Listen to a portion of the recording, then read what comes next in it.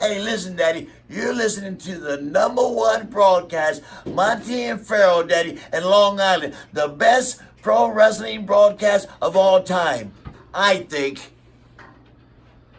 Hey everybody, this is Action, Smash Demolition, and you're listening to the Monty and Pharaoh Show. The #1 wrestling show on Long Island. Unbelievable show. Watch it. Listen. Make sure and listen. This here's the legendary Warlord, and I'm at Long Island's the best radio there is, the Monty and Pharaoh Show. I like it, you like it, and we'll all like it.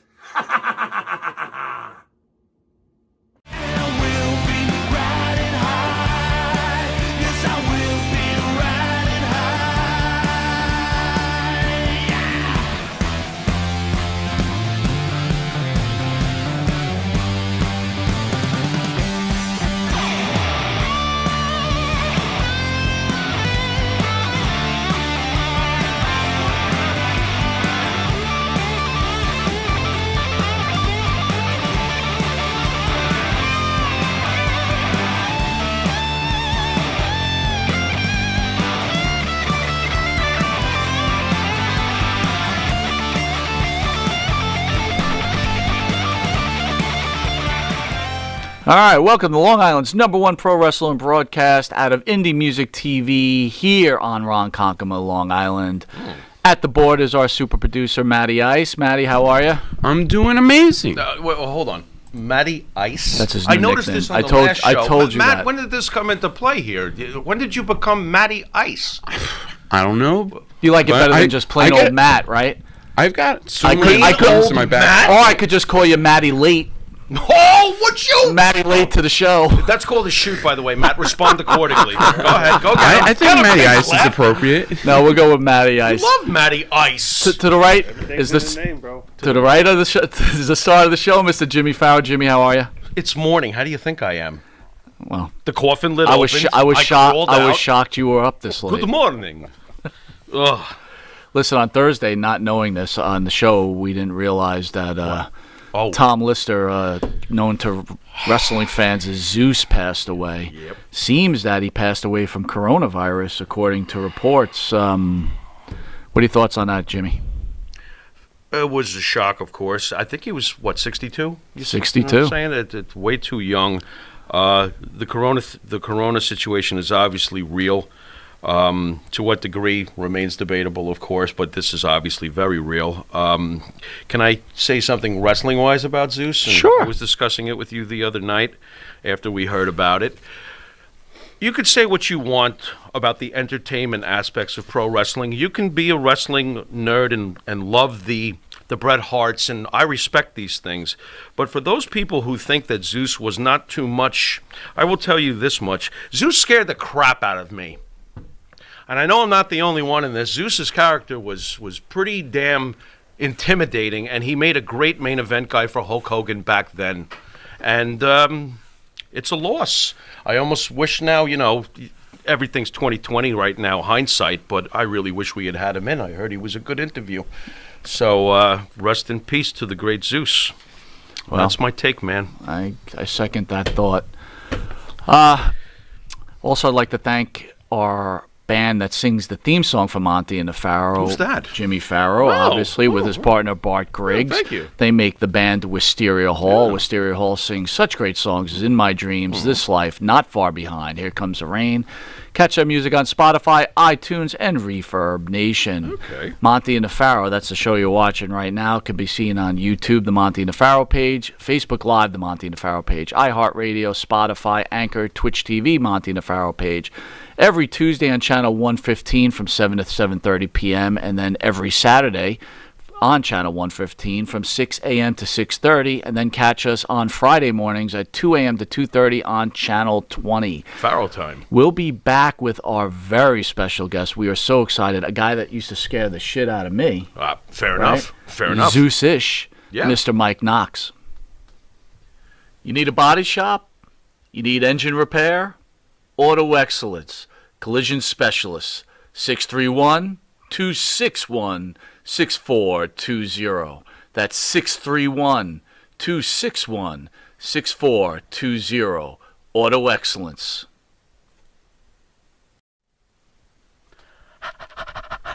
That's right, folks. Canine Corral for all your dog daycare and overnight care. Call 631-549-1544. That's 631-549-1544.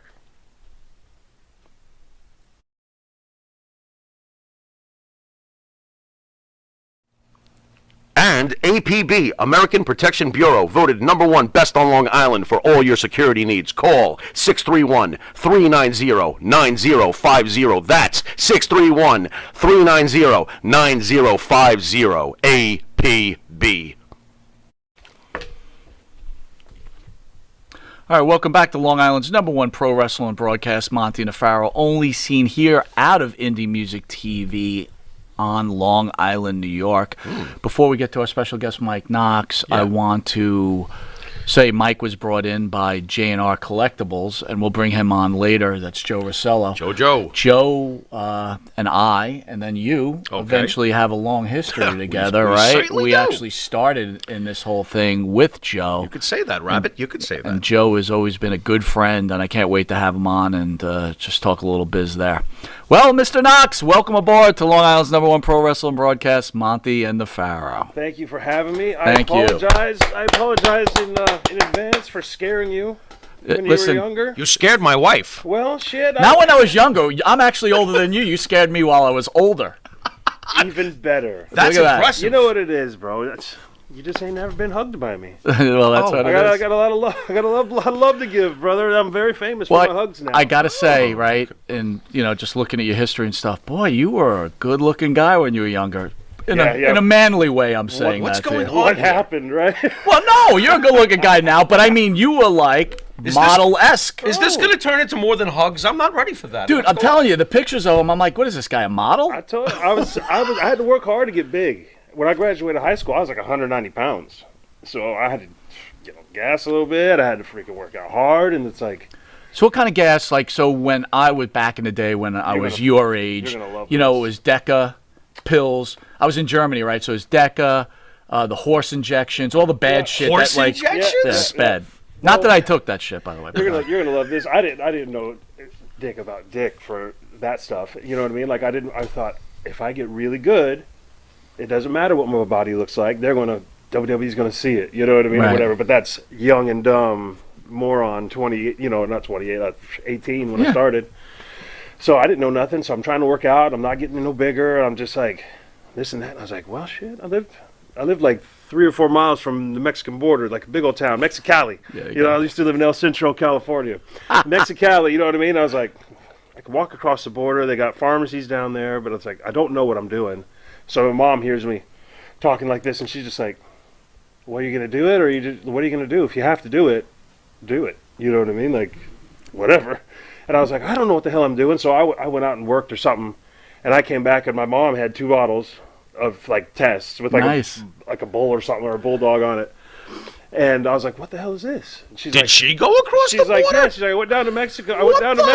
Wow, Mom's She's cool. like, I walked into a gym. I went to the biggest guy in there, and I asked him where he gets his shit from. What is going on here? Yeah, so she came home with that stuff. You know what I mean? And I was such a pussy. You know what I mean? Like I was scared of needles too. Hell yeah, right. Do that. So I was like, I ended up getting on like a little bit of stuff like. Whatever the little orals were or whatever. Like one of my buddies that was a worker who'd made it. I'm not going to say his name or nothing, but he'd kind of hooked me up to those things. And I'll be honest, without him, I'd have never got even anywhere close, man. I was 190 pounds and I couldn't put weight on for shit. Well, let me ask you, what are your thoughts on human growth hormones and steroids? Do you think they get a bad rap? I mean, I think they get a horrible rap, man. Yeah. Anything that can be given to you by doctors and be beneficial to the recovery time. I mean, come on, man. We're sitting there kicking the shit out of each other. Mm-hmm. We're in car crashes every night, and it's like they expect us not to be able to. We're trying to train every day on top of all that, and eat right, and travel, and you're sleep deprived too. If this stuff can maybe be monitored, given by the doctor, whatever. You don't want like dipshits like me.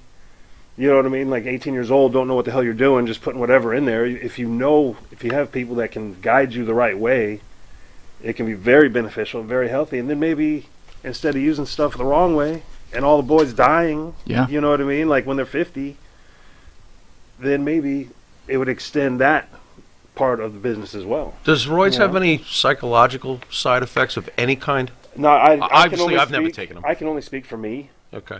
Like I said, I stopped doing them years and years and years ago. Okay. You know, once I got signed, you know what I mean, and it was kind of made clear that that's the way that they were going. I was the first one on board because I really didn't want to do them in the first place. Right. You know, I was always thought, you know. Now, you mentioned I that had you were to. 190 pounds before Yeah. you Oh, yeah. resorted to taking these things. How do you feel nowadays when you see 190-pound guys holding world heavyweight titles?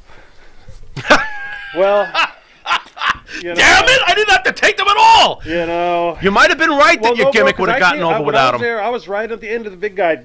I was True. right at the end of the big guy stuff. True. You know what I mean? And like when after the Benoit stuff happened, and True. like everybody started getting in trouble, then they're like, "Hey, knock it the fuck off." So now you know what I mean? Like you brought up Benoit. Did you know I Benoit did. at all? Yeah, yeah. So we were in ECW together. can you elaborate as a person that you knew? He was- Obviously, you don't know what happened behind the scenes, but what kind of person was he with you? Bro, we had dinner. He was a pleasant man. He was very intense. He cared a lot about the integrity of the business. Mm-hmm. He was rough on people if he didn't think that they were. If he thought that they were, I don't want to say jokes because some of them are my friends and they've lasted a very long time in the business. You know what I mean? But if he didn't think that you had what it took, you know, he would push you a little bit. You know what I mean? Like he was a very intense individual, but he would also be the first one to put his arms around you. And, you know, hey, this is what I'm trying to do. You know, we're not going to be around forever. We need somebody to be tough up here. Like, if we let the nerds take over, then what is all this Right. for? You know what I mean? Whatever. It's like, we kind of want to give you this thing. You know what I mean? So anyways, he was super nice to me all the time. He would come into Deep South classes on Saturdays with his kids, like to help the kids out, like to help the young workers out at Deep South. Like, like I said, I don't know what happened. And I can't even speculate.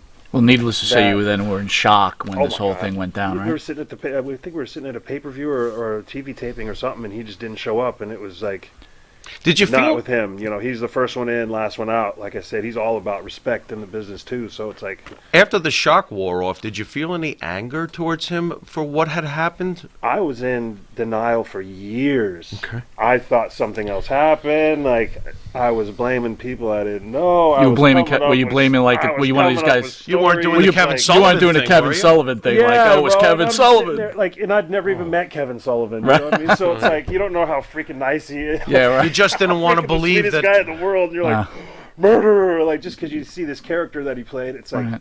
yeah, bro. I was in denial for years, man, because the guy that I met, the guy that was coming into the schools to try to help us and with his kids there.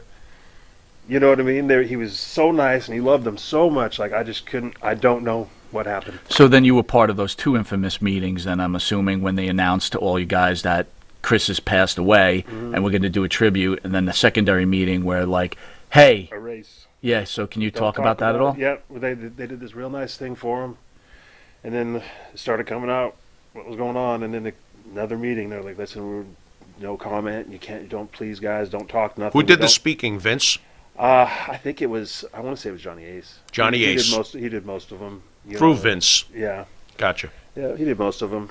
You know, it's just, brother. I can't imagine what it could have been, and now I'm petrified. You know, because at CTE they started looking at his brain. You know what I mean? And granted, nobody went as hard as him. You know what I mean? Like maybe the Dynamite. You know what I mean? But like nobody went as hard as him, and he took a lot of shots to the head. And you know, I mean, I was pretty lucky. I was a big dude, but I mean, shit, brother, I still had 13 concussions. You know what I mean? That I know of. Probably numerous other ones that I don't.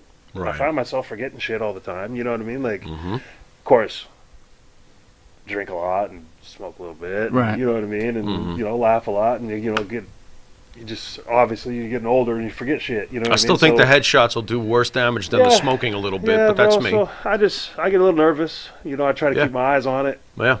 I don't know if I can only assume that had a major part to do with it. I don't know. Well, The guy that I interesting. met, Interesting enough, we had Demolition in here, and you know those older guys were part of that lawsuit. But Demolition said one of the smarter things. They said they did the lawsuit to protect guys like you, to stop the headshots. There's so many ways you can protect yourself, man. You don't have... I mean, I blew my elbows out more times putting my arms up for those things, you know, because I took 2 or 3 in the head. Yeah. But then they revive ECW. You get in there with Balls Mahoney, God rest his soul, and you're swinging that fucking thing 1,000 miles an hour. You know what I mean? You learn pretty damn fast to put your hands up. It ain't about being tough no more. It's about saving your I'm amazed damn life. I'm amazed Mick Foley conforms sentences. It's crazy, man. That's one guy I'm surprised. I'm amazed. Brilliant! What a brilliant! My old lady loves him. My old lady loves him. He's a sharp tack in the draw for yeah. sure. He still has his wits about him, amazingly so. So we get into it with these wrestling experts all the time because we're certainly not wrestling experts. But one of the main things is that wrestlers like yourself, their belief is that you should have lifetime pensions, lifetime medical for what you've done for the business. Can you weigh in on that? What are your thoughts about that? Does Vince McMahon owe you lifetime medical? Man, this is something I learned day one. Wrestling don't owe you shit. Wrestling don't owe you nothing, man. Bingo. If you're breaking into this business, this is just how I was taught. I was taught old school, you know. If you're breaking in this business to be rich, you better learn how to play the guitar, baby. You know what I mean? Like if you're breaking into this business to be famous, Oh boy. well, Yeah. guess what? Even when you get famous, you're still only just a certain kind of famous. You know what I mean? Right. Learn how to play the guitar, bro. Like, you know, like it would be sweet. You know what I mean? It would be nice to have a little something because there's lingering effects, of course. Sure. That I mean, I still deal with, and like I said, after I was at WWE, I took two or 3 years off and didn't do nothing. I took cruises and sat by the pool and got drunk. You know what I mean? Like, made good friends around Tampa and just said, like, I was getting that video game money coming in. Ooh. You know, I was like, I've That been video fired. game money, boy. Bro, you want to hear what chalking one up for the good guys? I got my first video game check, and it was like 78 grand or something. Cool. 78 grand! something cool to 78 get from. grand! Yeah, so I'm just sitting there, I'm just like, I bet you weren't asking for Vince bro, my McMahon to... contract wasn't even that. Yeah. Contract That's wasn't even insane. that.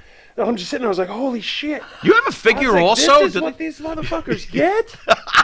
And then all of a sudden it's like, hey, Mike, need you to lose to Goldust and Funaki and this guy and you're fired. Haha. You know what I mean? I was like, oh, shit, okay. So I want to make it to the next video game! I was just like, whatever, man.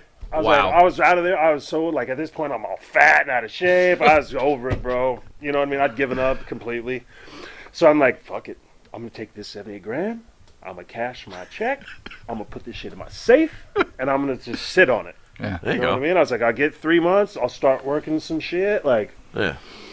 nice. So, of course, I don't go work any other shit. I turned down incredible offers. Like, freaking Vader was emailing me. I was just going through my emails trying to clean it out. Like, it was a 15-year-old email. Vader saying that he wants me to come up to, like, New Japan or whatever one he was working with, All Japan. Uh-huh. And it was freaking, like, some incredible amount, like $2,500 a week or some shit, like, Wow. which is unheard of. And I was like, nope. I'm over it. Unreal. Over it. You know what I mean? And it was like I was just starting to date this blonde that stole my heart. We're getting married now. You know what I mean? Yeah. Like, and I'm just sitting there. I was like, This- well, shit, man. She's all about it. You know what I mean? I was like, she'll travel. She, you know, her mom works for the airlines, so she travels for free. So it couldn't have worked any other way because I was fucking a wild man. You know what I mean? If she wasn't around, who the hell knows what would have happened? And shit, I been off on a tangent there, bro. Where were we at? Now you're talking about how you just got over wrestling, you're done, yeah, bro, you're going to yeah. just hang Yeah, out, bro, I party, was got a over hot it. babe with you, Yeah, all I was good? over it, bro. I was just like, I just want to take a couple months. This is in between post Right Vince, after I got, TNA? right after I got fired. Right after In I got fired. between, right, okay. I got And I'm just you. sitting there. So like, a year goes on, and I'm just like taking cruises, just taking my money out of the safe. I was like, What are we down to 8 grand to the Yeah, 78? now all of a sudden, guy. now all of a sudden the tax man. Oh, Now all of a sudden the now tax you got man's nothing like- left. Good job, the tax man Knoxy. comes and he's like, Nobody's hey, home. What, I don't know Kelly if you- answered the door? I don't know if you know this or not, but you forgot to pay your taxes for the past 7 years. Oh, Oh, I did. Sorry. Like, oh shit. You know what I mean? Like, Wait a minute. How do you forget to pay your taxes, though? How does that happen? he was taking guitar lessons. I would've- Or did you I not would've forget? been- You're just like, I would have paid my taxes, but I didn't have any money. Oh, You know, by the man, time oh, the taxes man. came around, brother, like I said, man, I wasn't making great money at WWE. Man. Everybody has all these cool stories, you know what I mean? Like, shit, mine was a little less than that. I still had a blast, though, you know? Right. Yeah. When I was a kid, I said I didn't want to be rich and famous. I wanted the stories. I wanted to party. I wanted to live that. Well, you got them. And I did. Be careful what you fucking wish for. I wish I'd have wished for a little bit of money at least. Can we? Shit, Or a man. second video game. Yeah. Can we shit. go? I spent a year kicking around just taking money out the thing. And wouldn't you know it, a year later, I get another check. Somebody fucked up. And they put me on the next year's video game Nice. that I wasn't even there for. Awesome. So I ended up making, that one wasn't as much. It was like maybe like 58 grand or something like Oh, that. wow. So of course I open that shit up and I'm like, I'm never working again. Back to the pool with the split. Stimulus check. Sitting at the They're pool. just gonna keep sending me all this money. It's gonna be great. I want to go back to Mom. Is she still with us? Yeah. Talk about your mom a little bit. Yeah, I'm so interested how she helped you, but what was Mom like? You want to talk about support, bro? She went across the border. She went across the border. Like I ran 3 of her cars in the dirt. She took care of, like, she helped me get shit. She helped me along the way. She was 100% supportive. You know, both my parents were. You know, my mom was the dream pusher. Go, go, go, go. You know what I mean? My dad, you know, he'd been busting his ass working since he was 14 on his own. Like, he's like, listen, I love your dream. You're good at it. He's like, but you got to work. Work. It ain't just going to fall in your lap. You got to work. You got to work. Work. You know what I mean? Like, they ain't just going to give you that shit. Yeah. And, yeah, man, my mom, dude, Jesus Christ. I love her so much. She's the funniest. She came and saw a few of my matches when I got a little bit bigger. Mm-hmm. Not when I was in WWE or nothing, just doing like little indie stuff, but I was starting to get bigger and like a little more gassed up. My body started coming around, and now I wasn't embarrassed, so I was wearing tights a little bit. There you go. Doing the big Undertaker dive over the top. She came and saw a couple times me doing that, and like I get busted open, and she's just like, "Okay, I love you. I can't watch no more." It was Oh, hard You know for what I mean? her. Like, yeah, she's like, "I can't. I know what you're doing." Interesting. You know, and then it's like now, I tell her, I'm like, "Hey, Mom, you know, my knees are feeling pretty good." I was like, dropping a little bit of weight, getting a little healthier. Freaking Luke Gallows keeps trying to get me to come back and try it again. You know what I mean? Like, I don't know. And then she's like, is it worth it? Remember how they treated you. You know what I mean? Remember how unhappy you were there here. Remember how much they didn't pay there. And I know your head hurts, and I know your knees are screwed up, and I know your back hurts. She's like, but, she's like, if you want, you know what I mean? Like, I don't want you to look back in 10 years. Right. You know what I mean? And I was have like, those second guesses. and of right. course, you know, I think humor solves everything. So I was like, shit, Mom, I can sell houses in a wheelchair. You know what I mean? Like, That's a good point. it's fine, Mom. Yeah, that's just what everybody wants to hear. So, yeah, bro, she's number one, man. What She's the ma- best. I couldn't ask for a better mom. You're very lucky. I Yeah. just speaking personally, you're very lucky to have such great parents and supportive of your dreams. And on your dreams, what made you want to become a wrestler in the first place? Were you watching it as a kid? You have a hero? Since second grade, bro. Since Dark second- and stormy Saturday night. Okay. Oh, listen to this story. Never Nice. seen professional wrestling before. I had no idea what it was. We only had 2 or 3 channels at this time. Okay. The old tunk. Oh, absolutely. Do you we know, ever? UHF, brother. 500-pound little TV. Ah. Do we Absolutely. ever? Yep, we know. And all of a sudden, this bright light flashes on, and my face kind of lights up, and you see this tan man flexing around. And he's doing Up. this. I was like, oh, what is that?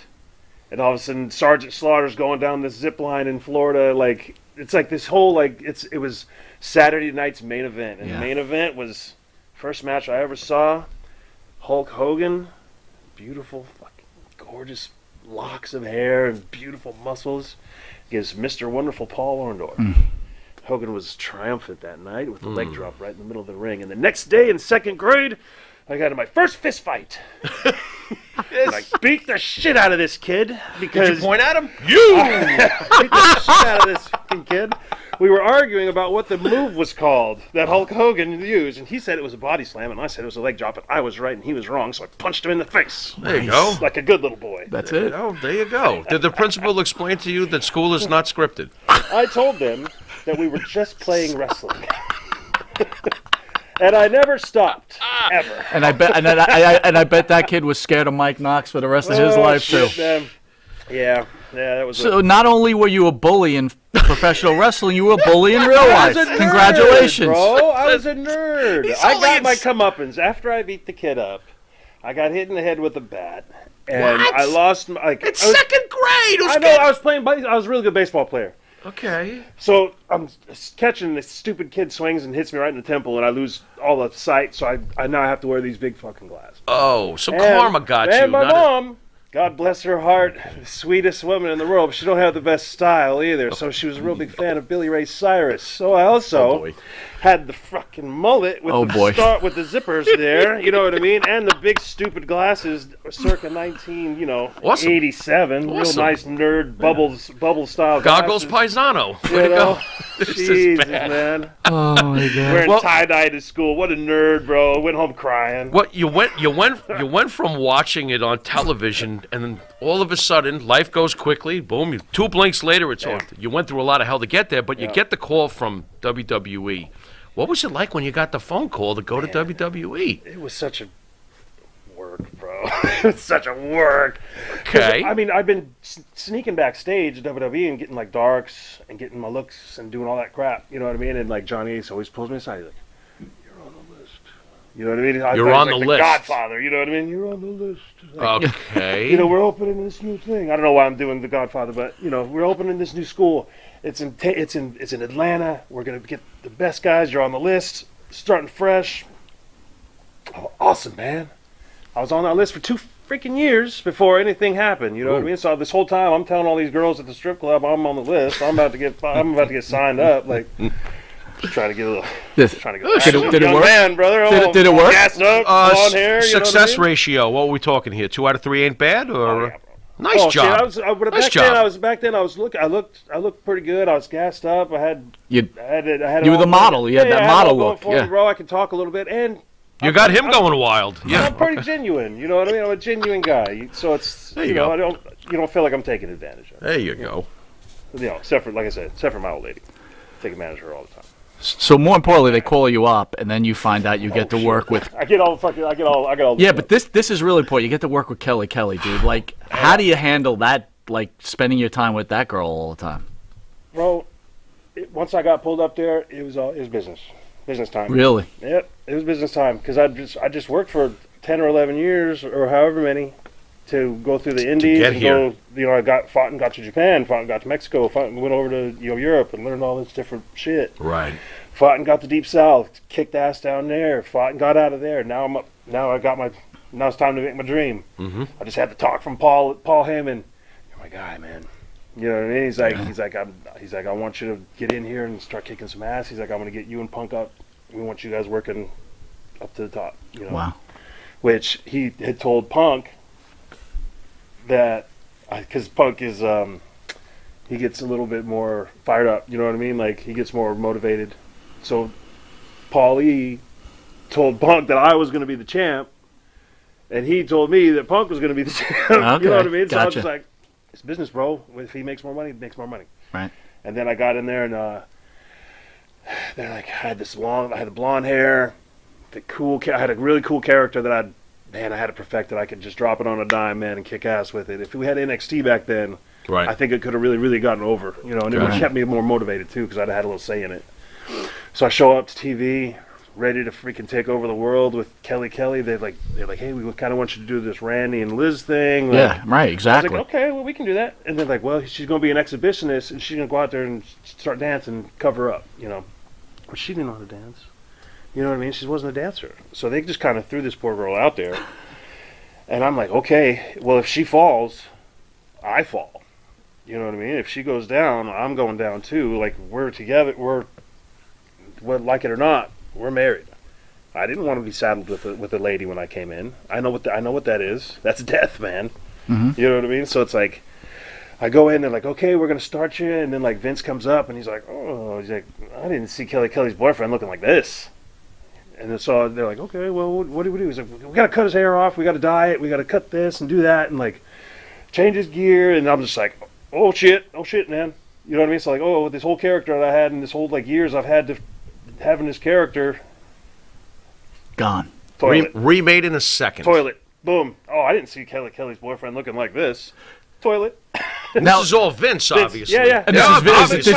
This is Vince. This might have been 15 of the only 100 words he ever said to me. So I was going to say, sounds like Vince. So are you like shit a brick? Like, oh my God, this is I was Vince like, shit, McMahon? they're going to send me back. Right. I was like, what the hell? And he's like, well, cut his hair and dye it this and that. I'm like, well, what haircut you want to give? He's like, give him my haircut. You know what I mean? So I'm just like, I was like, Jesus, Vince, put a little thought into it. You know what I mean? Whatever. Yeah, bro. Looks so, great. So I get the call. I was like, I can work with this. Sure. My work is going to speak for itself. My first freaking program, Sandman. I love Sandman. Yeah, we love Sandman. Let's not get it twisted. I love that man. Yeah, he's you know cool. what I mean? He's cool. But he swings that stick a little dangerous, Oh boy. and he's not the most technical. Okay. He's kind of a gimmick, but that's by design, of course. He's not what I mean? Bret Hart. I It's got you. his jam. You know what I mean? Like Yeah. that's where he makes his money. So they're putting me in there with Sandman every night for like the first 5 months. I lose every night, smash in the face every night with a stick numerous times. Great. They put us out there and they give us like 15 minutes, which if you want to get a good match, you might need to condense that down a little bit to 6 or 7 because you don't want the badass cane swinging, beer chugging, wild man in a 6-minute heat. You know what I mean? It's Right. like just sitting there getting his ass kicked. Right. And his technical stuff isn't built on a fiery comeback. It's Right. built on shock and awe kind of shit. You know what I mean? So anyways, Sure. they put us in these matches that are way too long. You know what I mean? And they're trying to get them over, and they're getting them over a little bit and getting them over, but the whole time, ECW ain't really picking up like it's supposed to be picking up. Correct. And they're pushing. They got to push the original guys because they want to get the New York market to start tuning in a little bit. Correct. Of course, they didn't do any favors. First freaking show, making a joke of it. You know what I mean? With the The mummy or the zombie? alien or whatever it was. Yeah. Happy They didn't do Halloween. no favors. Yeah. And like later Yeah. on, of course, I found out some other shit too. That kind of made me think a few times if they ever really wanted it to succeed in the first place. Right. Well, as we all know, historically, in the end, it wasn't truly Paulie's ECW. It was Vince's idea of Yeah. ECW, and that's what I think killed. Yeah, and I thought it turned out, just as being a fan of ECW, I took it as a slap in the face. I never You know wanted what to I see. mean? Like, Yeah. and I was- never and wanted to was a see part Big of it. Show with the belt. That's And I was not a part of it. ECW. And that's not taking away nothing from the boys that were working it. No. We were trying our damnedest. We were doing course. the best that we could Of course. with what we were allowed to do. You know what I mean? Like, Sure. you don't understand the freaking handcuffs they put on you up there. Especially when it's a new show, you're a new talent. They don't know you on TV. You know what I mean? Like, the fans don't know you nor give a shit about you. Half of them ain't watching that ECW. You know what I mean? And like, Yeah, but dude, you were over. I remember when you came in, you were over, and the big mistake not pushing you with her because that really could have went somewhere. Sometimes I'm very confused on the approaches that happen. It's like if you're going to build something under a Savage Macho Man gimmick, which I thought, to me, as a fan, resonated like that. When you covered her up, Yeah. Kelly, you irritated the shit out of me, and that's what you were supposed to be doing. let me So ask I you don't. this. I mean, they got that right. You were. It was like, stop covering up Kelly. What is this guy doing? Only in the fucking wrestling world would a young man like me, Right. who is covering up an innocent, underage Oh, great. woman, saving her from herself in public. She could have been arrested for public indecency or nudity. She Right. may be in prison now, hooked on the rock. We don't know. That's right. You're I was saving her life, and now I'm the bad guy. Right. You know? dude, Go I- figure, wrestling fans. I Thanks a bought it. lot. I was like reaching into the set to All right. choke you. With that, we're going to take a quick break, and we're going to get back to pro wrestler superstar Mike Knox. What a great interview. Be back in a second. Jimmy, I got to take a dump. What? No, I mean I need a dumpster. Well, for all those needs, you need to call Big V Dumpster Rental, Long Island, New York, 631-900-DUMP.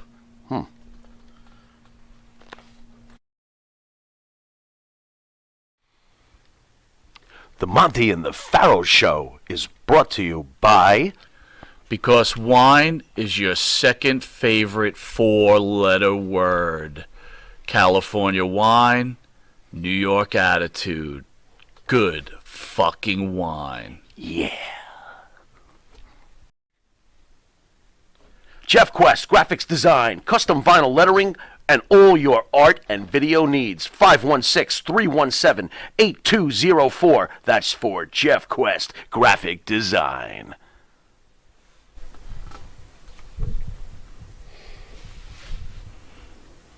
All right, welcome back to Long Island's #1 pro wrestling broadcast, Monty Nefaro, seen here every Thursday, produced out of Indie Music TV in Ronkonkoma, New York. But this is a special Saturday show with the great Mike Knox, who I'm starting not to be so scared at because he seems like a nice guy. I'm scared. He's big. I mean, he takes on every woman in the world, but then he decides to Cover up Kelly Kelly! and be nice to her. I mean, come on.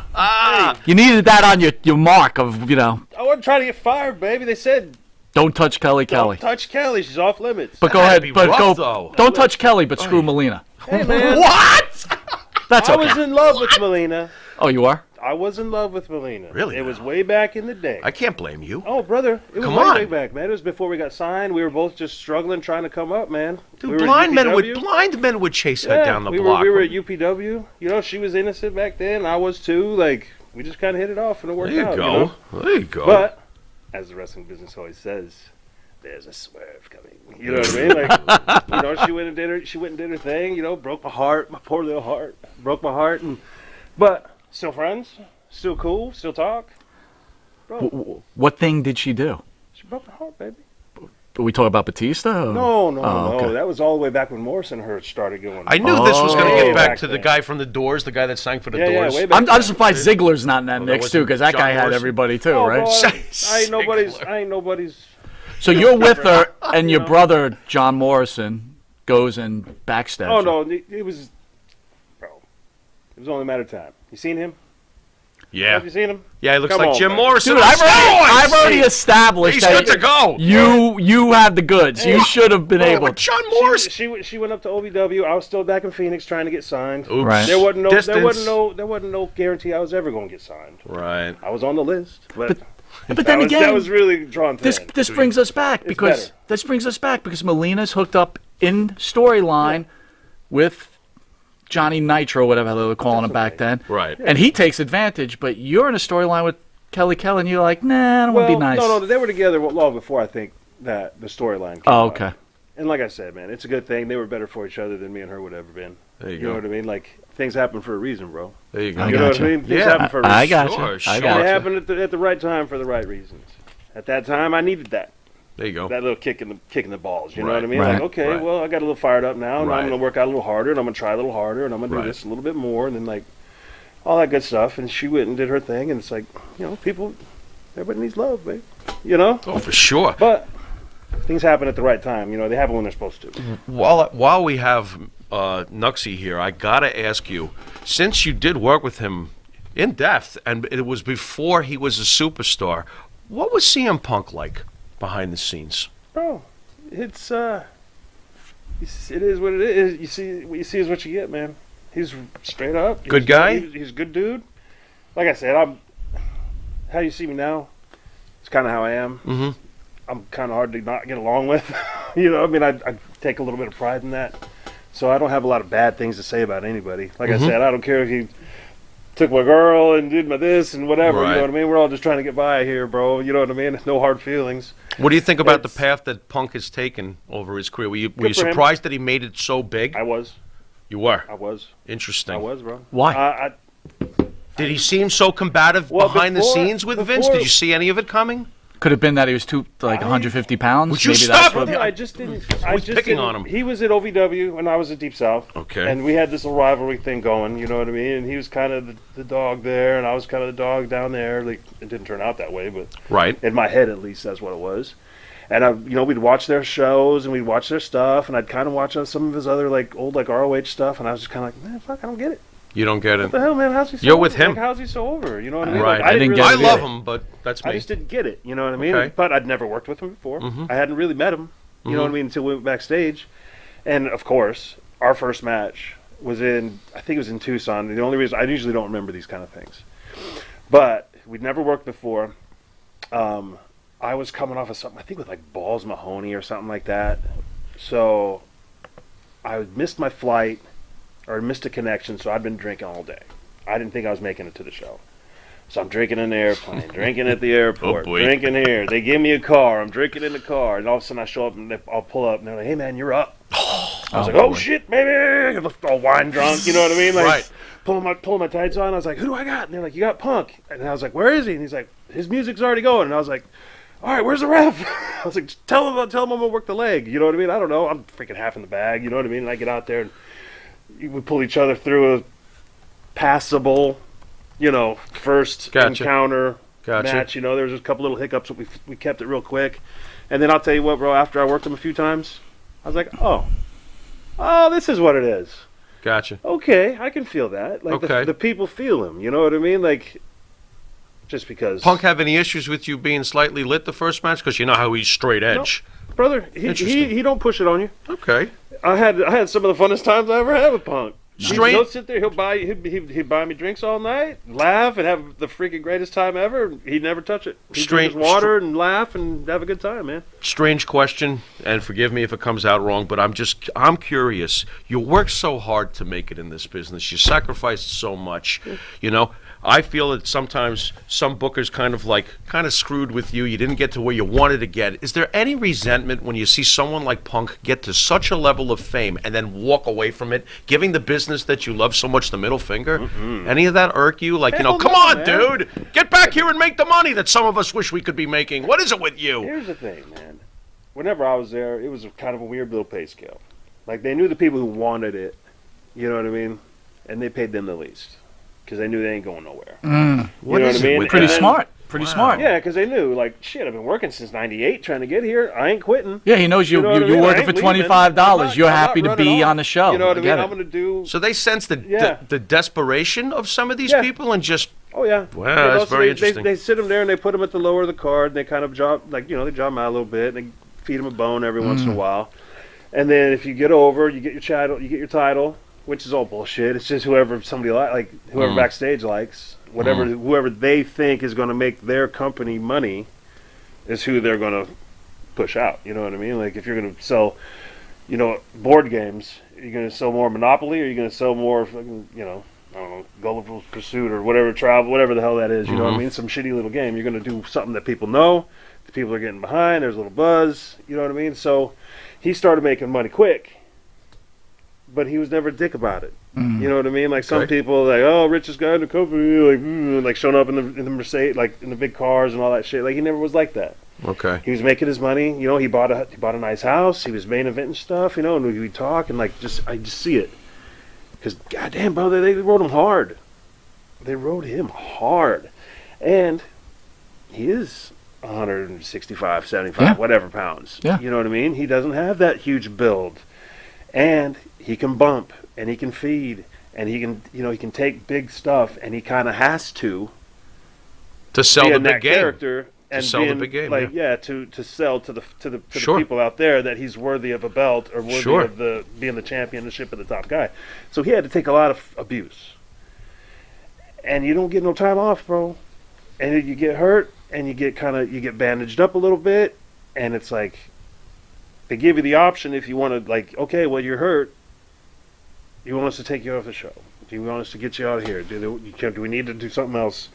So they do say that, but they ain't really saying that. Right. You know what I mean? They're like, right. Well, we can take you off the show. And you may never be back. You know what I mean? And, like, you know how it is. And you're out of sight, especially guys like us. Mm-hmm. You're out of sight. You're out of mind, bro. Right. And then it's like you worked for 10 years to get here, and now all of a sudden, in a span of 2 weeks, everybody's forgotten you. And you got to start over again. You know what I mean? So he was sitting there, and they're just riding him and riding him and riding him. He's getting these little injuries, and he got that stomach bug, and he shit his pants that time. And it was like, and it was funny, and we all kind of laughed about it, but it wasn't really that funny. Right. You know what I mean? He was sick as a dog, and he was still out there working. And you know what? Enough was enough. Thank God. You know what I mean? Like, who knows, man? What would happen if he would stayed in for 2 more years? Grinding and hating it, and who the fuck knows what would have happened? It's true. Is he the next one that freaking you find on pills all OD'd out, or you know what I mean? Who the hell knows? I mean, I don't think so because it's CM Punk, but you never know. Maybe he freaking loses it, and he's one of those stories like the Perry Saturns where they just disappear and you never You see him years later, and you're like, "Oh my shit, what Yeah. happened to you?" You know Wow. what I mean? Yeah. You don't want And that. I can't be mad at him, bro, because I was in the same boat, but I just wasn't making no money. Gotcha. You know what I mean? I left for 2 or 3 years, and I never did a damn thing. I never did nothing like he did. Right. He went out and he made more money, Right. and he took a chance, and he tried to tried the go fighting. legit for a minute. You know what I Right. mean? How are you going to turn down if they're going to offer you, $1.5 million for 3 fights, and you ain't never fought before? No, Like, what the fuck? Well, yeah, but you know what? Hell yeah, I'm a fight. I know that's money, and I get it. Like, Yeah. I wouldn't turn down $1 million either. But at some point, don't you think that kind of tarnishes his legacy a little bit? Not really. Legacy, bro. It's wrestling, baby. Well, there's still legacies in wrestling, right? I sure, mean, you know. I'm sure there are. Here's the deal, man. If he gets the itch and he decides to come back, what will it take him 3 months to get in shape to come back and get in the ring? Right. Yeah. If he comes back and he goes into AEW, or if he shows up and he buries the hatchet with WWE, which I don't see happening. He's really, he was miserable when he was making $3.5 million there. Right. And I'm just like, God damn, brother, what the hell you got What's to it- be miserable about? What's Like, it take? Right. I'm making $1,700. You know what I mean? Like, I'm pretty happy. What the hell's wrong with you? That's right. Yeah, you're right. So it's like, but yeah, I don't feel bad. I don't think he owes anybody nothing, man. But Fair if he enough. decides that he wants to come back, people will forget about all those losses at UFC I agree. within just as fast. You know what I mean? 3 weeks, 4 weeks. If he goes in there and he starts whooping ass a little bit and I've already gets forgotten. back over, you know what Yeah. I mean? They'll forget all about that. I've already forgotten about it. I'm Yeah. a huge Punk fan. I can't Oh. wait for him to come back. I want him to come back. Brother, so. at least he had the fucking balls Absolutely. to get out there and that's, fight. That's You how look I at- see mean, it. okay, no offense to anybody out there now. Okay, no offense. But some of these motherfucking nerds ain't never been in a fight in their whole life. For Good point. real. There you go. You're right. You know what I mean? There The you go. writers, they ain't never been in a fight in their whole life, and they're trying to tell you what you would do in a fight. Right. Well, we said it before, right? Wrestling, No doubt. I wrestling agree. has tons of tough guys that you wouldn't fuck around with, but it's not a tough man sport. It's an entertaining It's an sport. I get it. Yeah. Right. Right. Well, why don't we get there? We got to get there anyway. You've all these years now. You got your pay-per-view debut at the Survivor Series. So I got to ask you, after seeing your debut at the pay-per-view of the Survivor Series with the kick from Michaels, was this a shoot? Did Michaels just do this to you out of nowhere? Could you fill us in, please? Well, I was so excited, first of all, Of course. because I get to wrestle one of my heroes, Shawn Michaels. Sweet. I mean, Triple H is okay, but he wasn't my guy. You know what I mean? Like when I was growing up, when I was training, I wanted to bump like Shawn Michaels. When I wanted to course. punch, you know what I mean? I wanted to sell like him Oh, and yeah. shit. You know what I mean? Of course. So I'm finally in there. I was like, oh baby, I'm gonna go tonight. You know. So With the get up Heartbreak here. Here Kid. comes goddamn. Fucking Bad Street, Atlanta. She comes into the fucking, the locker room dancing. Hey, man. He's got the hands. Oh, you got Hey, it. man. You're going to lose first. And I was like, well, fuck. I'm as All right. free as a bird now. Yeah, so I'm like, okay, well, shit. All right, here we go. Hey. So I'll have 5-6 minutes. They'll probably let me in there with Sean. I'll get to tear the house down and show the people, that haven't seen me, that don't really watch ECW, they don't Oy. really know, you know what I mean? Like, they're going to get to see a real motherfucker, so they're like, all right, well, you're going to be we can give you about 3 minutes. And I'm like, shit, all right, I can do some really cool stuff in 3 minutes. He said, well, you could do that and be forgotten forever. You could have a moment. Have a Would you moment. like to have a moment written in it? Like, and I was like, fuck, purely sexy? Hell yeah, I do. Give I me want to a have moment. a moment. And he's like, okay. We're going to mess around with him. You're going to super kick you right off the bat and spin you right away. And I was just like, oh, fuck, I don't want that moment. Yeah, that's a You know, shitty that's moment. a shitty moment, Yeah. bro. That moment could stunt the growth of the whole rest of my career. Absolutely. Which it did. You know what I mean? So. And that thought flashed Yeah. through your mind when they told you this. Oh, yeah. So let me ask you. But you fight so long to get up there and you get your big break, you don't want to be the squeaky wheel. Yeah. And they're kind of, I don't know, man. I always thought like they were doing me a favor. But by letting me it on goes. there. But it goes beyond that, right? So gotcha. was it scripted for Sean to turn to his teammates and go, "Who is that?" Oh no, he had no fucking clue who I was. I am 100%, because later on I freaking called his ass out on it. It was a few years later. I'd been around for a while. I was pretty big, you know what I mean? Oh, I was up around maybe like 310. Yeah. You know what I mean? So I was still pretty solid. And I could move, you know what I mean? I still had a little bit of wind on me, and we were doing this tour, and it was over in Japan or something. And it was me and Kane against Shawn Michaels and I think it was Ray. I want to say it was Ray because I was doing some stuff with Ray at that point. You know, and Sean fucking walks into the thing and he's like, he sees like some name on there that he doesn't really know, and he's like, "Oh, you better lace him up tight tonight." And this is Stay Still for Jesus, Sean, right? This Yeah, isn't. yeah. This isn't Yeah. hitting drugs all day This long. is the holy He's like- roller. He's like, "You better Yeah. lace him up tight," and I was like, "Nah, motherfucker, Uh-oh. you better fucking lace him up tight. You forgot my name 5 fucking years ago, and you still don't know it. Nice. You know what I mean?" I was like, "You're gonna remember it after tonight, brother. We're going hard." Nice. You know what I mean? How He's just quickly like, did he "Whoa, start- brother, There hey, we go. Jesus," you know, like whatever. You know what I mean? Like, Right. so we go out there, you know, and of course, businessman. You know what I mean? I go out there and I'll run around with him a little bit, super light, show him I can work, do the thing, take the comeback, take the finish, super kick, 619, super kick, you know, all that shit. Yeah. Not even one receipt. Nope. Man, you're a nice guy. Brother, You I are don't a nice rec- guy. I don't give people receipts for hurt fucking feelings. If you're in and you're dangerous with me, I'm fine. I'll go with you. I don't give a shit. I've been knocked out before. I'll be knocked out again. But Who was the most dangerous with you in the ring? God dang, man. good question. That's tough, bro. Because there's some guys in Japan. Anybody you dreaded getting in the ring with? That'll probably get you there quicker. Did you work with Vader at all? Oh. Never got the Never did. opportunity. I never did. I was worried when I was supposed to work with Test. Test. Yep. Because he Interesting. had a reputation of Okay. roughing people up, like, because I wasn't with the company yet. You know what I mean? So Yeah. I was still trying to. How about after you worked with him? Was his reputation Fine. fair? He was fine. He was stiff. You know what I mean? Oh, you know, hardcore Holly's stiff as a board. You know what I mean? But at that time, whenever I was doing stuff with him, he kind of had something he was trying to prove, I think, to the locker room. Finley? Tough Fit guy Finley? thing. Fuck guy. Holy shit, man. Fit You want to talk Finley. about a tough motherfucker. But Light is nice. it's just, you want to talk about a professional wrestler. Fit Finley. He could whoop your ass, and he gets in there, and in an instant, he can put you in this thing that you have no idea how you got there. You're all tied up. You have no idea how to get out of it. And then it's just loose. You know what I mean? And it's all of a sudden, he's guiding you out of it. You know, it's, oh my God, and tough. You know what I mean? Like, he'd be calling power slams on the floor when people were scared to do that. Like, I would hit him with the big bear. Boom! You know what I mean? All the time. He hit me probably 50 times with that fucking shillelagh. Never felt one. The Never shillelagh. felt one of them. Nice. Never felt one of them. Was there ever one wrestler that you were booked to wrestle against that you actually had to call home and be like, Mom, oh my God, I'm getting this opportunity to work with so-and-so?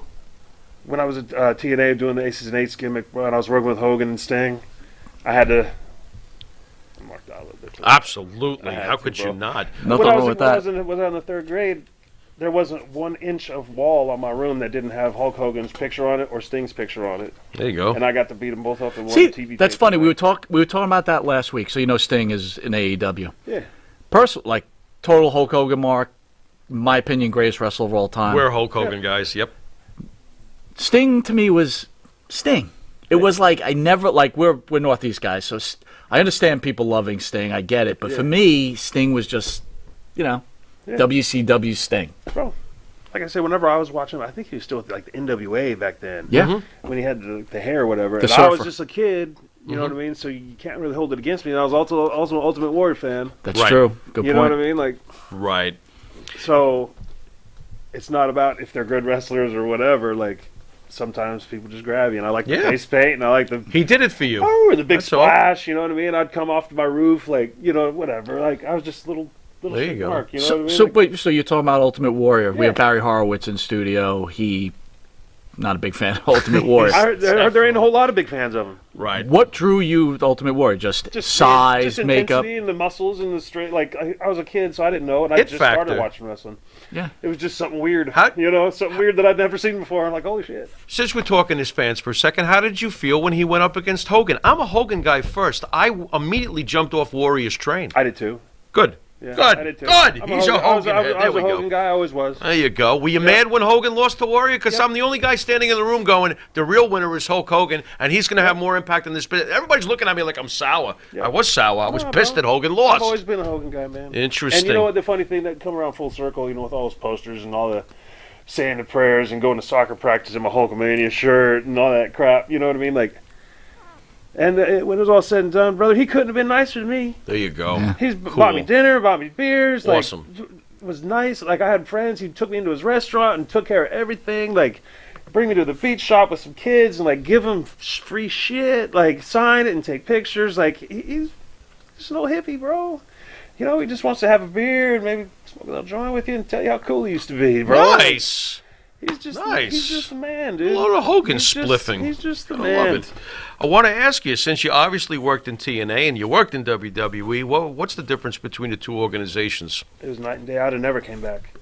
I was so miserable at WWE. I fucking hated it. So you prefer TNA? Working there? I got there the first day and I was in my little biz cash bull crap. You know what I mean? And Al kind of walks up. He's like, "We don't do that here."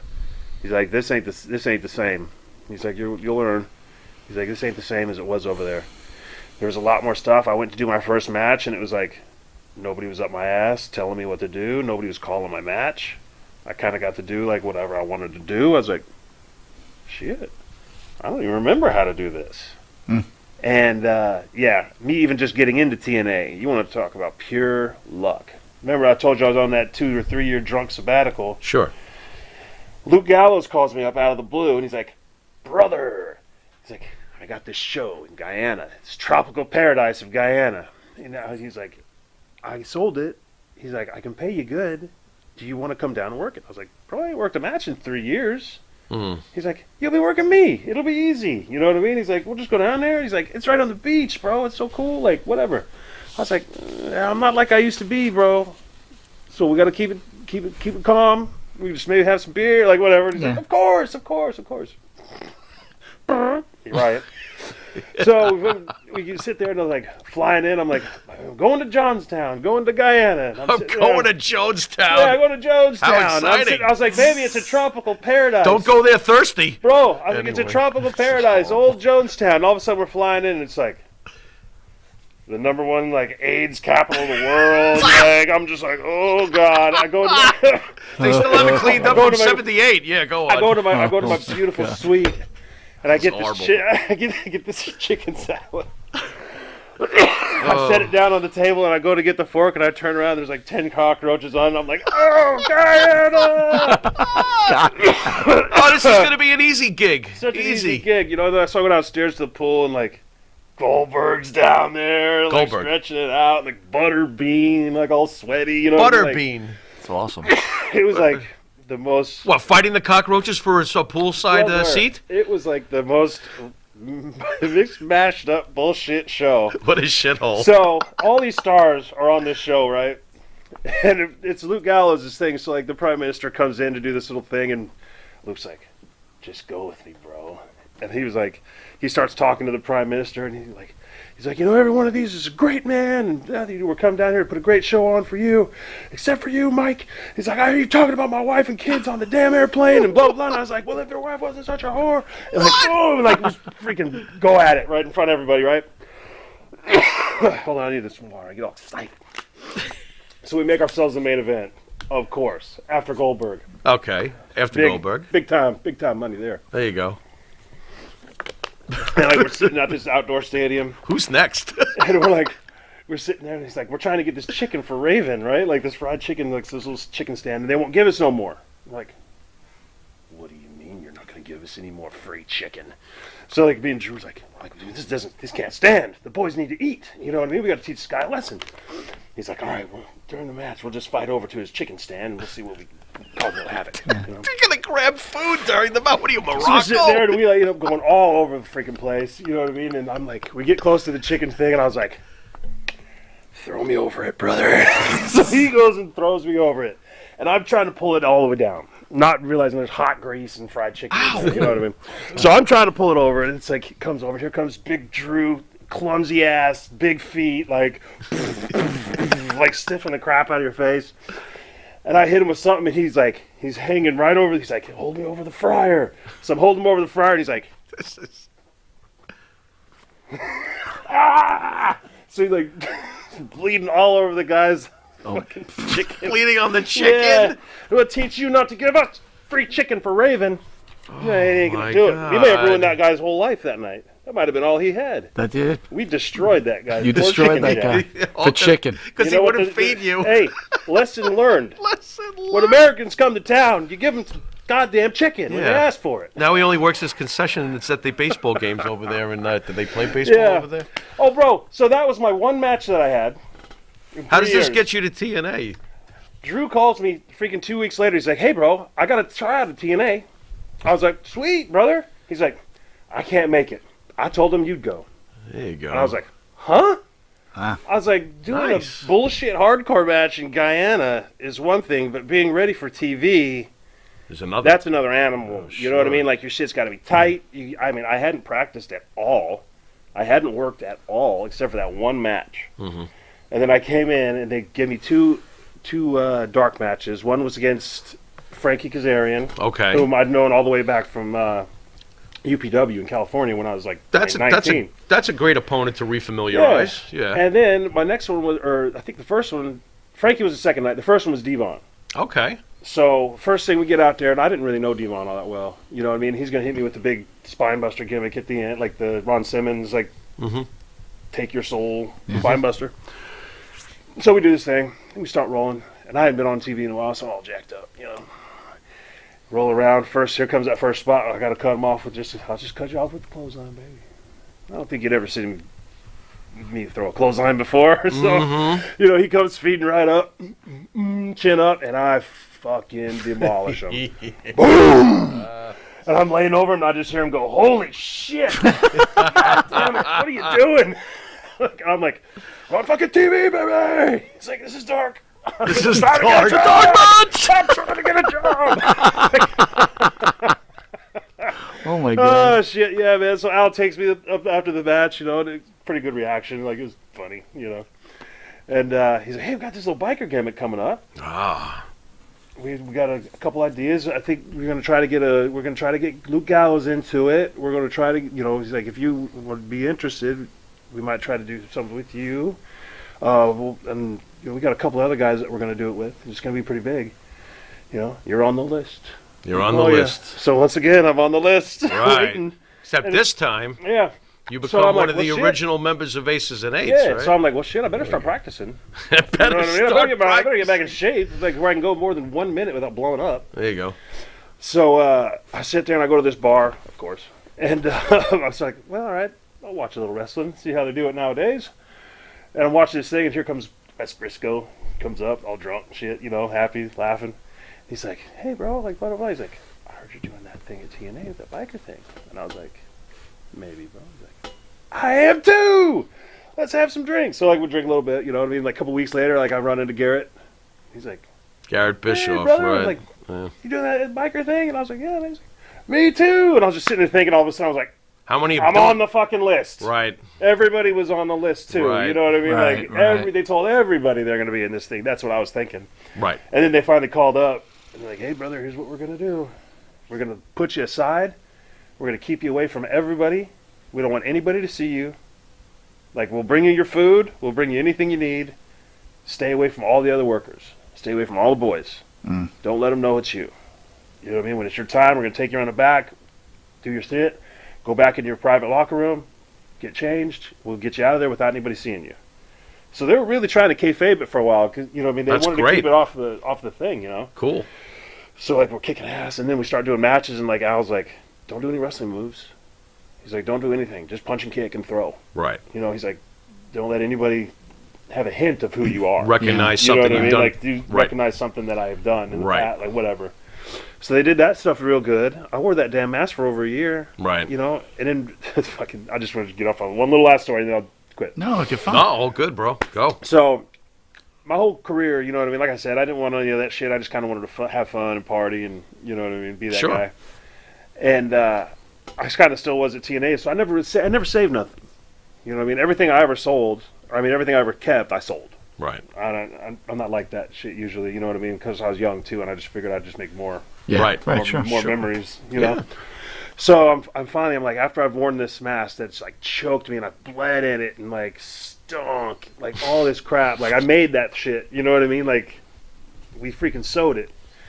And I'm like, I'm keeping that mask. I'll keep that. I'm going to put it in my little frame. I'm going to keep the vest, put that in there. This is like, I get to wrestle with all my best friends. Like, Drew's one of my best friends, Gallows, ever since I first met him. He's going to be in my wedding. You know what I mean? Like, I just love the man. And if you've ever met him, you probably love him too. You know what I mean? He's just the best. That's great. So, God damn it, I forgot where I was at again. Thanks a lot, Gallows, you stupid idiot. Oh, so anyways, it's my night. I'm getting unmasked. Right. Sitting there, boom, boom, boom, boom, boom. Kurt Angle unmasked me, freaking throws me this big back suplex. I'm like, yeah, all right, here it comes, man. Everybody's about to see. Here comes Samoa Joe. Hits me with something. Here comes big thing, whatever. And they yank the mask off him without even a second's hesitation. Throws that bitch 20 rows deep into the crowd, and I never saw it again. Oh my So God! some Jewish accountant ran off with it in row 20. There's a nice little souvenir for some fan. Joe Rossello's selling it bro. at his next so auction. That was Joe. Joe took it. Joe's got it. I was sitting there. I was like, well, I'm definitely keeping that vest. Man, oh man. Come on, are you serious? I was like, I'm definitely keeping that vest. And then it comes down to the end where like Anderson pile drives me on the thing or whatever, and they take my vest off. And then the next week I hear I'm not at TV or whatever, and I hear they're doing this thing where they're burying them. They're doing like a burial. So they throw them all in this casket and they bury them, right? Well, really, they're just selling them on eBay. So they took our freaking vests and they sold them all to the highest bidder. Oh my God! Which if I'd have known, I'd have bought my own damn vest. Yeah. Right. I think the kid only paid like $200 for it or something. Like, why would TNA? Were they so hard up for freaking money? Well, I was going to ask you, what was pay like at TNA? Awful. Like, what was working? Hundreds? Let them have it. So you're at $1,700 in the WWE. Now you're at TNA. Per week. Yeah, like I was on a weekly, like 17 or 14. I can't remember what it was. Whatever it was a lot for me. You know, I never had a lot of money coming up. But man, you want to talk about thin living? Yeah. TNA was real hard, man. I was there at the wrong time. Like a tenth compared to what Vince was giving you? Shit, bro. Was it even worse than a tenth? I came in, I was under the mask, so I was on a nightly, whatever, you're paying you by whatever. Appearance. You know what I mean? And it was like, the first time I came in to do it, I didn't know if I was even in the group. You know what I mean? They were still shuffling around a lot of guys, so it's like, oh, well, we'll pay you $200 like for the show. And I was like, shit, man. Well, whatever, man. I drove in. It's only an hour. And these are TV. I don't have to stay. These are TV appearances. Yeah, I was like, I don't have to stay. I'll have to take $200 the first couple times probably, and then I'll get my contract and get caught up. Did you ever get a contract? Bro, I didn't get a contract until right at the very end. At the end. At the very end of the Aces and Eights thing, like 2 weeks before, they finally put me under contract. I'd been fighting for all those years that Aces and Eights was going on. It was a whole backstage like battle. It was about 2 years worth, right? Trying to get taken care of. You know what I mean? And at that time, it was like I was calling like Demore, and I was like, "Bro, get me the fuck out of here." I was like, "I don't want to stay here." I was like, "They're not paying me." Did you try asking Bubba? Hey, Bubba, bro. Bubba's Bubba, bro. He's so everyone's really on their own. You should have hooked up with Dixie Carter. You'd have been all right. Bubba, bro. Yeah, wait a minute. Why didn't you? Shit, I had the green light from the old lady. If she thought it would have helped. She's like, honey, you think it'll help you out and get you some money? Yeah, maybe. Well, go for it. Yeah, she's just not into big, huge, stinky, drunk men, I guess. What? only Kevin Nash. All right, we're gonna take a quick commercial break, and then we're gonna bring Agent Joe Rossello in, and then Pharaoh Mike is gonna ask you the final question from the Pharaoh. We'll be right back with pro wrestling superstar, incredible interview, Mr. Mike Knox. In the mood for a freshly roasted cup of coffee? www.offtherailscoffeeroasters.com.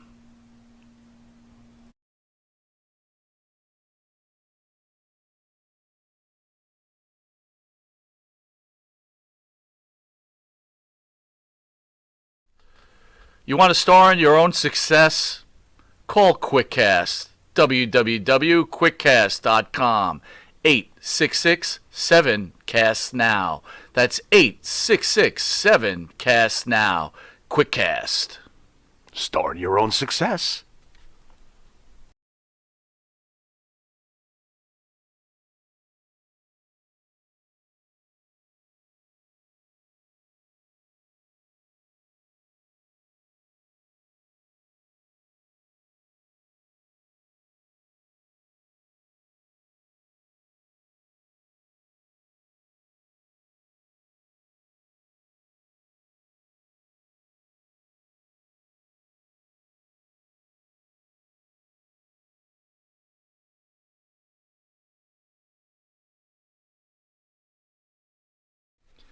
Jimmy, I just got the best hookup on tickets. Fill me in. I went to www.seatslinks.com and ordered the best tickets with the best prices. Call 718-676-0504. SeatsLink, the complete ticket experience. Tell them Charles sent you.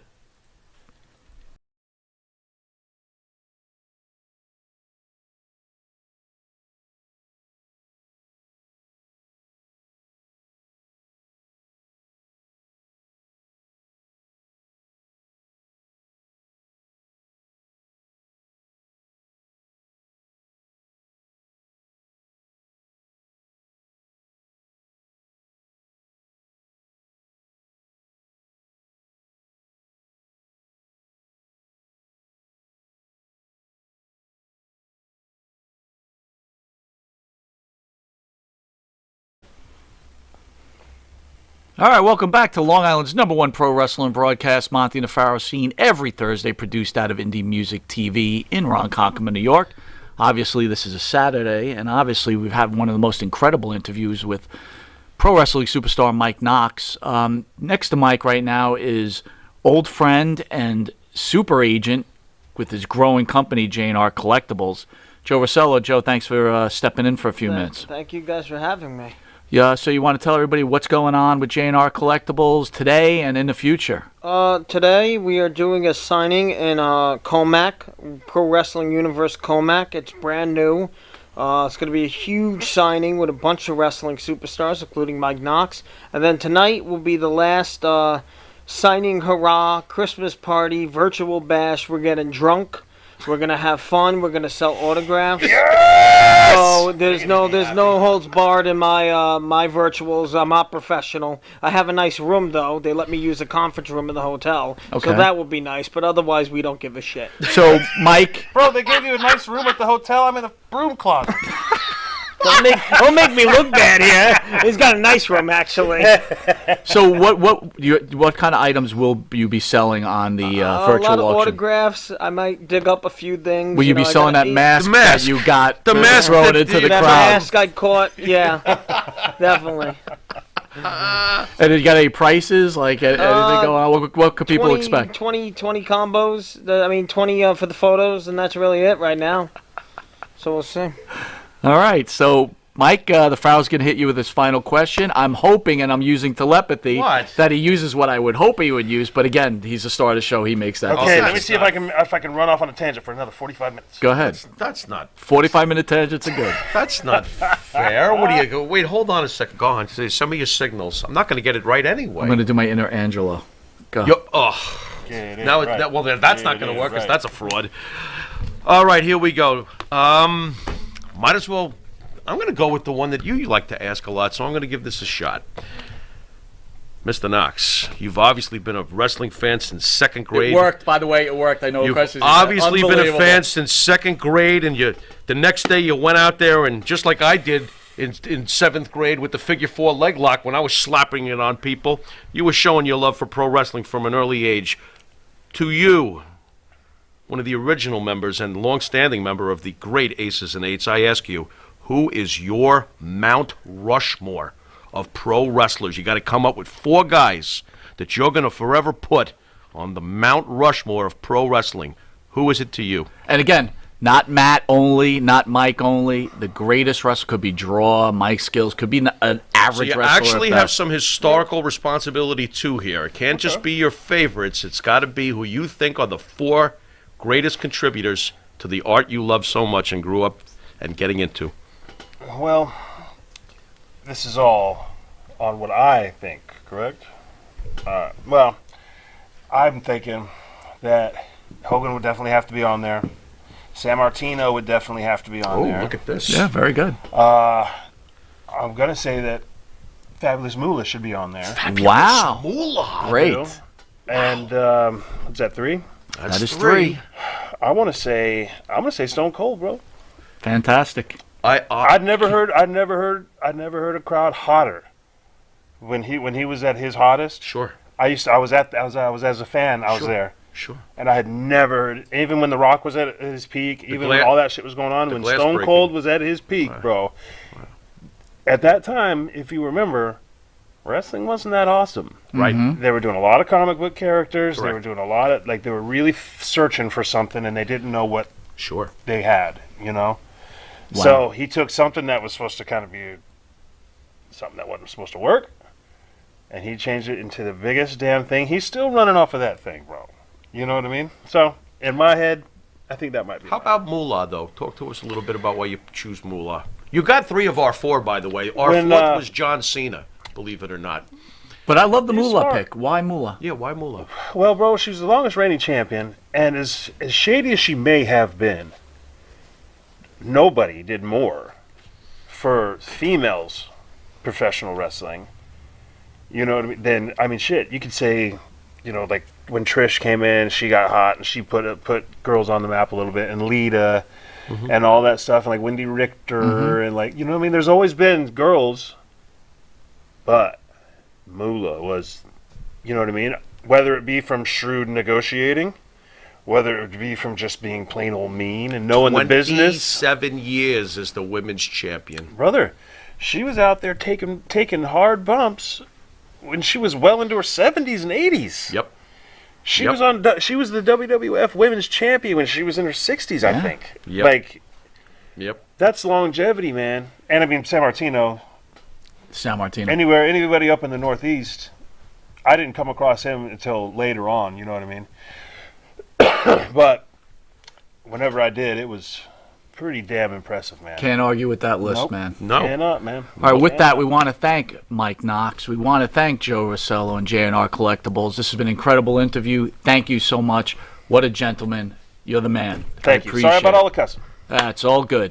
You can catch Monty Nefaro on the YouTube Monty Nefaro page, Facebook Live Monty Nefaro page, iHeartRadio, Spotify, Anchor, Channel 115 every Tuesday, 7 to 7:30, every Saturday, 6:30 to 7, and Channel 21, 2 a.m. to 2:30. We changed that Pharaoh time.